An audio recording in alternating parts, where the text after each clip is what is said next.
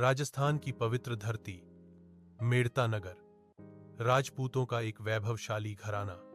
लेकिन उसी घर में जन्म लेने वाली एक बालिका आगे चलकर राजमहल नहीं, बल्कि ईश्वर के प्रेम का इतिहास बनने वाली थी।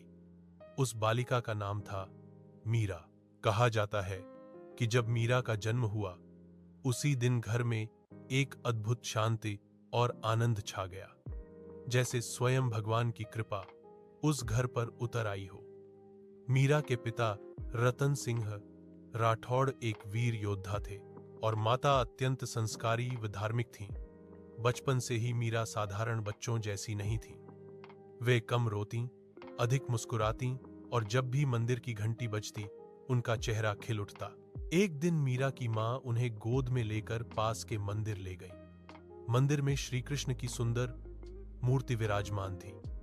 मीरा ने जैसे ही उस मूर्ति को देखा, उन्होंने हाथ जोड़ दिए और मुस्कुरा दी। मां ने इसे बालमन की सरलता समझा, पर यह तो आने वाले भविष्य का संकेत था। कुछ समय बाद एक अनोखी घटना घटी। घर में किसी रिश्तेदार की शादी की बारात आई। ढोल नगाड़े बज रहे थे, घोड़े सजे हुए थे, बाराती हंसते गाते घर के बाहर खड़े थे। छोटी सी मीरा यह सब देखकर बहुत खुश हुई। उन्होंने अपनी मां का हाथ पकड़कर पूछा, मां, ये क्या है? मां ने हंसते हुए कहा, बेटा, ये बारात है। दूल्हा अपनी दुल्हन को लेने आता है। मीरा ने मासूमियत से फिर पूछा, मां, मेरा दूल्हा कब आएगा? मां ने हंसते हंसते पास रखी श्री कृष्ण की मूर्ति मीरा के हाथ में दे दी और मजाक में कहा, ये लो मीरा, यही तेरा दूल्हा है। लेकिन जो मां के लिए मजाक था, वही मीरा के लिए जीवन का सत्य बन गया। मीरा ने उस मूर्ति को सीने से लगा लिया और पूरे विश्वास से कहा, तो फिर ये ही मेरे पति हैं। उस दिन के बाद मीरा का जीवन बदल गया। वे श्री कृष्ण की मूर्ति को अपना सब कुछ मानने लगी। वे उन्हें सुलाती, खिलाती, उनसे बातें करती, कभी रूठती, कभी मनाती।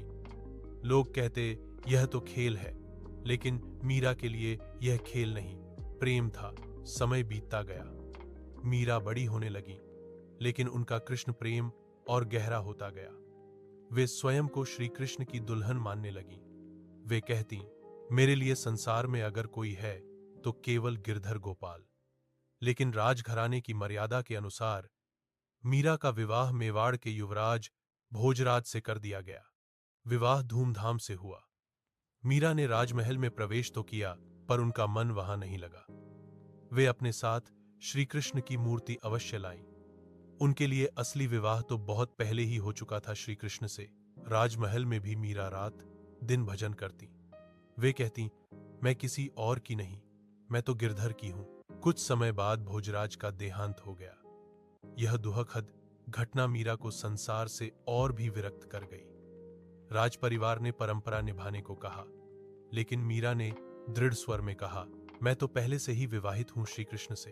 अब मीरा का पूरा जीवन भक्ति बन गया। उन्होंने समाज, लोक, लाज, डर सब कुछ छोड़ दिया। वे साधु संतों के साथ भजन गाने लगी। उन्होंने अपने भावों को पदों में ढाल दिया। उनका मन अब केवल द्वारका के कृष्ण की ओर दौड़ने लगा।